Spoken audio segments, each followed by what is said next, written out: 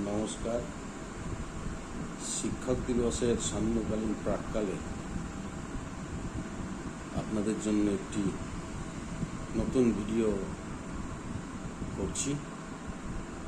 আজ শিক্ষক দিবস, সর্বপল্লী রাধাকৃষ্ণনজির জন্মদিন।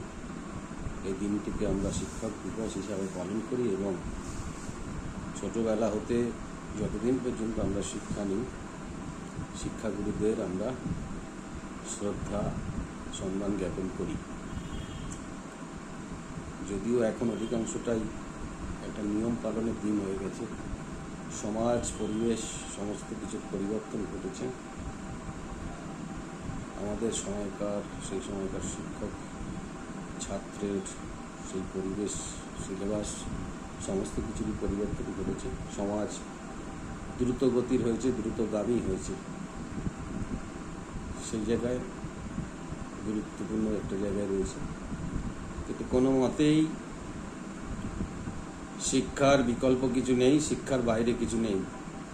তাই যারা শিক্ষা কাজের সাথে যুক্ত আছেন, সমস্ত শিক্ষাকর্মীদের পশ্চিমবঙ্গ অঙ্গনওয়াড়ি কর্মী সহায়িকা কল্যাণ সমিতির পক্ষ থেকে এই শিক্ষক দিবসে আন্তরিক অভিনন্দন এবং শুভেচ্ছা জানাই।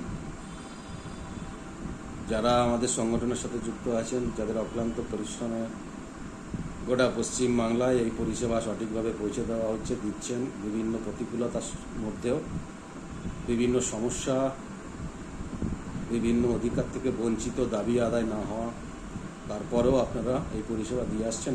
আপনাদেরকেও কুর্নিশ জানাই। আপনাদের কাছে পৌঁছানোর জন্য এই ইউটিউব চ্যানেল শুরু করা হয়েছে।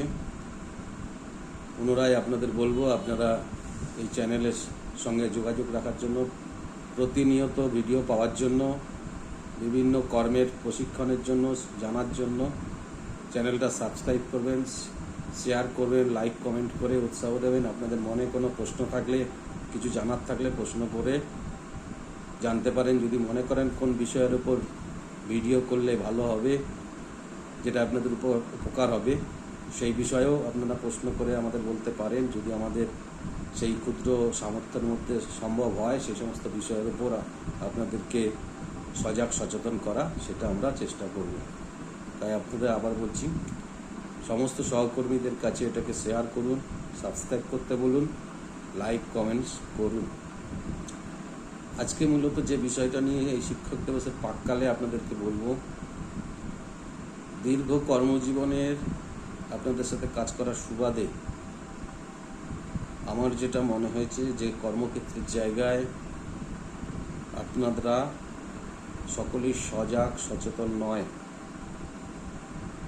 সারা জীবন ভয়ের পরিবেশের মধ্যে আপনারা কাজ করেছেন, করছেন, এবং সেই ভয় যদি না দূর করতে পারেন, ভবিষ্যতেও এই ভয়ের পরিবেশের মধ্যে আপনাদের কাজ করে যেতে হবে। তাই এই জায়গাটায় আপনাদের ভয় দূর করতে হবে যদি নিজেদের জীবনকে উচ্চ মাত্রায় নিয়ে যেতে চান। তাহলে আমাকে সজাগ হতে হবে, সচেতন হতে হবে। আমি তাই কর্মক্ষেত্রের জায়গাটা আপনাদের কাছে আজকে বলবো। আমরা ভারতবর্ষের নাগরিক, আমরা মানুষ, আমাদের বেঁচে থাকতে হয় সুস্থ সবল, পৃথিবীর শ্রেষ্ঠ জীব আমরা। তাই আমাদের শিক্ষা দীক্ষা সমস্ত যার যেরকম সুযোগ হয়, সেই সুযোগের মধ্য দিয়ে আমরা শিক্ষা লাভ করি। আমরা আমাদের সামর্থ্য, সুযোগ সুবিধার মতো জীবিকা বেছে নিই। জীবিকার ক্ষেত্রে, কর্মক্ষেত্রের মধ্যে সরকারি ক্ষেত্র রয়েছে, বেসরকারি ক্ষেত্র রয়েছে, স্বাধীন ক্ষেত্র রয়েছে। বেসরকারি ক্ষেত্র প্রাইভেট আছে, পাবলিক আছে। প্রাইভেট যেগুলো আমি যতদূর জানি ব্যক্তিগত, একদম মালিকানাধীন, পারিবারিক যেগুলো, সেগুলো পুরো সম্পূর্ণরূপে প্রাইভেট। পাবলিক হচ্ছে পারিবারিক অথবা জয়েন্ট ভেঞ্চার, এবং যে সমস্ত কোম্পানিগুলো শেয়ার বাজারে তাদের শেয়ার বিক্রি করে পাবলিকের থেকে টাকা তোলে, অর্থাৎ পাবলিকরাও সেই কোম্পানির শেয়ার হোল্ডার হয়, তারাও মালিক হিসেবে একটি শেয়ার বাজারের নিয়ম অনুযায়ী তারা লাভ বা লস যেটাই হোক তার অংশীদারি হয়, সেটাকে পাবলিক বলা হয়। আরেকটি হচ্ছে স্বাধীন কর্মক্ষেত্র। স্বাধীন কর্মক্ষেত্রের জায়গা। আমরা যারা আমাদের সমাজে যারা নিজের ক্ষমতার উপর দাঁড়িয়ে ব্যবসা করে, বিভিন্ন শ্রমের দ্বারা কাজ করে, গাড়ি চালায়, রিক্সা চালায়, রাজমিস্ত্রির কাজ করে, ইত্যাদি ইত্যাদি ইত্যাদি। আমার বা আপনাদের কর্মক্ষেত্রের জায়গাটা হচ্ছে সরকারি কাজের কতগুলো ধরন আছে, বিভিন্ন দপ্তরে ভাগ হয়ে থাকে। প্রত্যেকটা দপ্তরের দায়িত্ব এক, কাজ এক।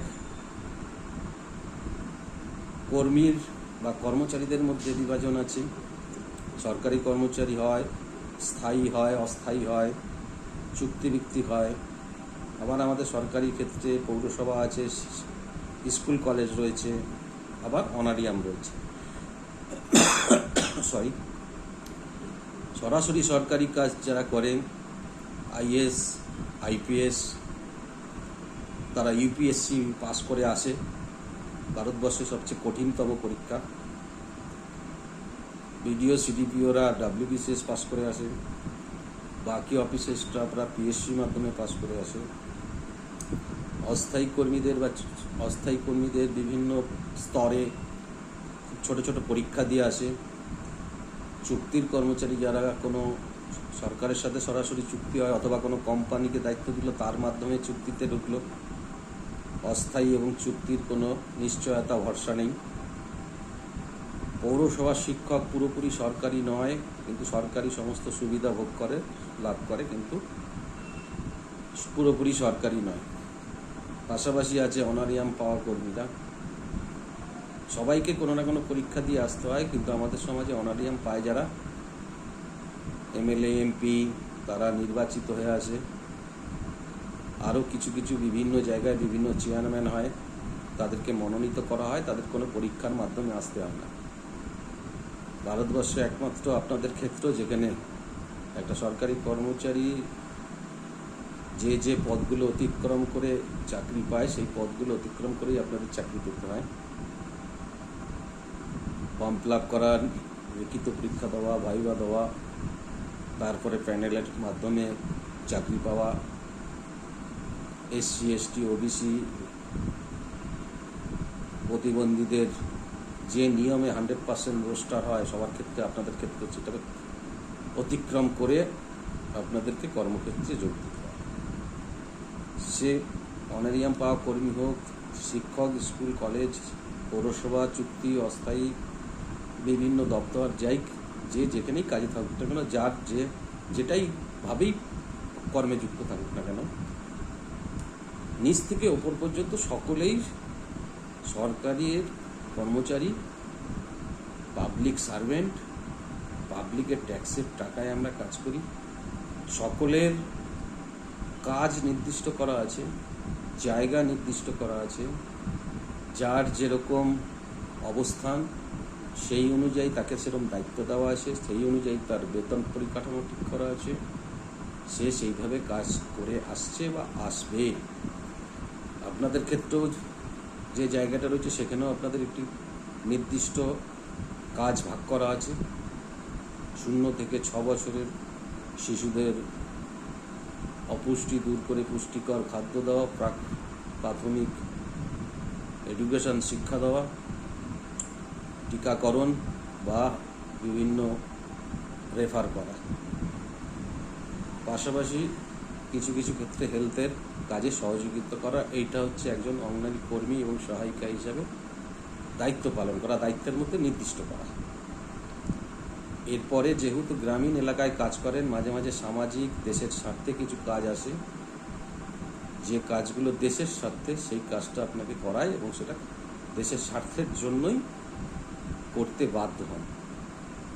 দেশের স্বার্থ ছাড়া আপনার নির্দিষ্ট কাজের বাইরে, নির্দিষ্ট কাজের সময়ের বাইরে বাড়তি কাজ, অন্য কাজ করানোর অধিকার কারণ নেই, করতে পারে না আইনত। যদি করায় তাহলে তার জন্য আলাদা ইনসেনটিভ অথবা ওভারটাইম, কথাগুলো সবাই আপনারা শুনেছেন। ইনসেনটিভ বা ওভারটাইম দেওয়াটা ভারতের আইন অনুযায়ী সিদ্ধ, দিতে হয়। সেই জন্য দেখবেন প্রাইভেট জায়গাতে ওভারটাইম সিস্টেম চালু আছে। ইনসেনটিভ, বাড়তি কাজ করলে ইনসেনটিভ ব্যবস্থা চালু আছে, এটা সরকারি ক্ষেত্রেও তাই। বাইরে কোথাও কাজ করতে গেলে তার টিএ বিলের ব্যবস্থা আছে। এটা হচ্ছে নিয়মের মধ্যে পড়ে। সেরকম আপনার ওপরে যারা যারা আছে প্রত্যেকের নির্দিষ্ট কাজ আছে। আপনার ওপরে যে আছে তার দায়িত্ব হচ্ছে প্রতিনিয়ত আপনাকে কাজ শিখিয়ে দেওয়া, কোথায় আপনি কোন কাজটা করবেন, কিভাবে শিখবেন, কোথাও ভুল হলে সংশোধন করে দেওয়া। কোনোভাবেই আপনার উপরে যে আছে সে আপনার মালিক নয়, সে আপনার সহকর্মী। কিন্তু আপনাদের মানসিকতায় সজাগ সচেতন নয় বলে আপনারা আপনার ওপরের যিনি আছেন তাকে মালিক ভেবে ফেলেন।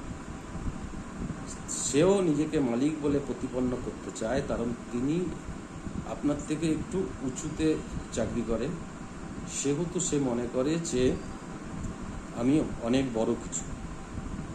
এবং এইটা হওয়ার পিছনে হচ্ছে আপনাদের সজাগ সচেতন না হওয়া। সরকারি কাজ সরকারি নিয়মের মধ্যে হয়, আদেশনামার উপর, নির্দেশের উপর।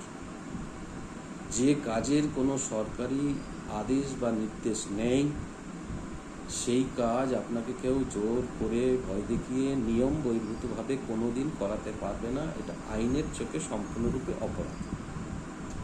আপনি যদি আইনের দ্বারস্থ হন এরকম ঘটনা ঘটলে, তাহলে আপনি অনারিয়াম কর্মী, আপনার বিরুদ্ধে কোনোদিন কোনো শাস্তি হবে না, কারণ আপনি সম্মানজনক কাজ করছেন দেশের সাথে। বাকি যারা আপনার উপরে রয়েছে সকলেই সরকারি কর্মচারী, তাদের সার্ভিস রুলস আছে। আপনার ক্ষেত্রে সার্ভিস রুলস নেই,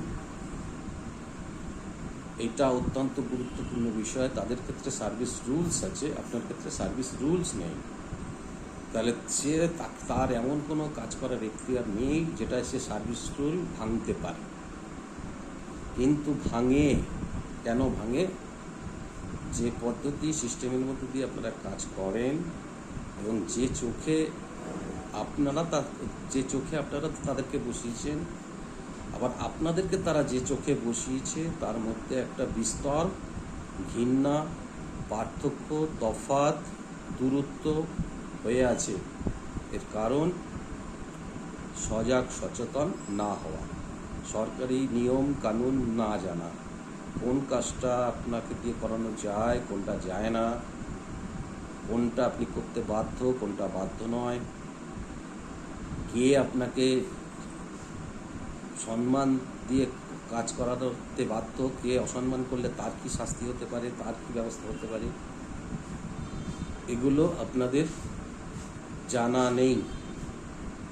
স্বাভাবিকভাবেই এই জায়গা থেকে দাঁড়িয়ে যদি আপনি যে কর্মক্ষেত্রের জায়গায় যুক্ত হয়েছেন, আমরা কর্মক্ষেত্রের জায়গায় যুক্ত হই আমাদের জীবিকা নির্বাহ করার জন্য, আমাদের জীবনকে উন্নত করার জন্য।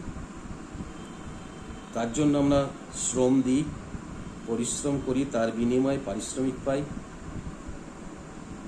আমার যদি কাজের দায়িত্ব বাড়ে, কাজ বাড়ে, তার মানে আমার শ্রম বাড়ছে। শ্রম বাড়লে অটোমেটিক্যালি আমার পারিশ্রমিক বাড়বে, সেটা বাধ্য। কিন্তু সেক্ষেত্রে যদি না হয় তাহলে সেক্ষেত্রে দোষ ত্রুটি সেগুলো সম্পূর্ণটাই আপনাদের নিজেদের। কারণ কর্মক্ষেত্রের জায়গায় আপনারা নিজেদেরকে সংকুচিত করে রেখেছেন, সজাগ হতে পারছেন না, সচেতন হতে পারছেন না। সজাগ সচেতন না হওয়ার কারণ নিজেদের মধ্যে ভাবের আদান প্রদান না করা, নিয়মগুলো জানতে না চাওয়া, সরকারি নিয়মগুলো জানার ক্ষেত্রে আপনাদের অনীহা। এই জায়গায় আপনাদের অনেক ঘাটতি থেকে যাচ্ছে। সেই জন্য যে কোনো কর্মক্ষেত্রের জায়গায় কাজ করতে করতে কাজ বাড়ে, সমস্যা বাড়ে, অধিকার তৈরি হয়, দাবির অধিকার চলে আসে। সরকারি ক্ষেত্রে সরকারের সাথে সেই দাবি দেওয়া, চাওয়া পাওয়া নিয়ে কথা বলতে হয়, আলোচনা করতে হয়। বেসরকারি ক্ষেত্রে প্রাইভেট বলুন, পাবলিক বলুন,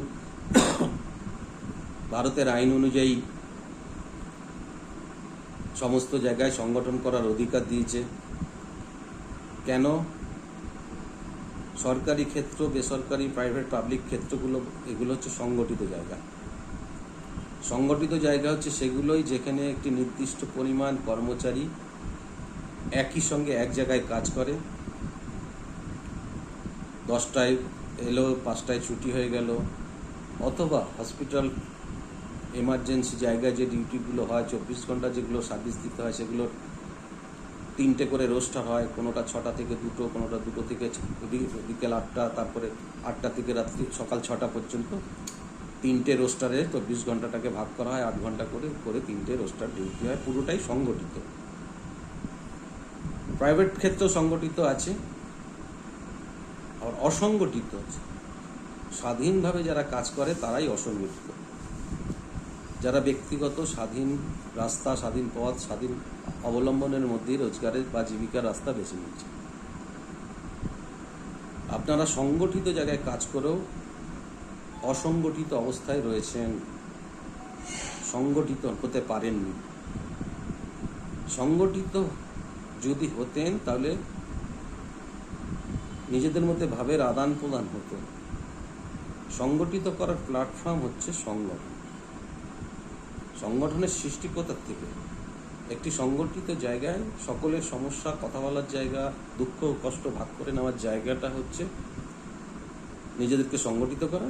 এবার সেই সংগঠিতটাকে ধরে রাখা, মালার মতো যদি আপনি মালা তৈরি করেন, সবাই একটা জায়গায় হলেন, এবার ওটাকে একটা সুতো দিয়ে একের পর এক গেঁথে গেঁথে গেঁথে যদি মালা তৈরি করেন, তখন ওটি একটি রূপ ধারণ করলো, মালার রূপ নিল।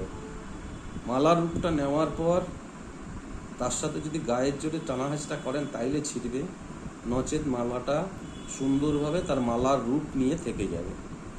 এই মালার রূপটা দেওয়ার কাজ করে সংগঠন। সংগঠন যদি সঠিক বেছে নেন তাহলে তখন আপনারা শিখতে পারবেন, জানতে পারবেন সমস্ত জিনিসগুলো। এতদিন ধরে আপনারা যে সংগঠনগুলো করেছেন সেগুলো সম্বন্ধে আপনাদেরকে এই বিষয়গুলো সজাগ সচেতন করেনি।